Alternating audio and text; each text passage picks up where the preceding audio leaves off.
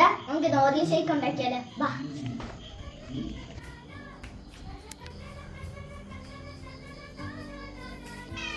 ഇനി നമുക്ക് Oreo shake ഉണ്ടാക്കാൻ തുടങ്ങാം. ആദ്യം നമുക്ക് അതിന് വേണ്ടിയുള്ള ഇൻഗ്രീഡിയൻസ് സ്റ്റാർട്ട് ചെയ്യാം. ഷുഗർ, ബദാം, കാഷ്യൂനട്ട്, ബിസ്ക്കറ്റ്, ഡയറി മിൽക്ക് ഫ്രിഡ്ജിൽ വെച്ച് നിൽക്കണേ. ഇനി നമുക്ക് ഇതെല്ലാം ജാറിലേക്ക് ഇടാം.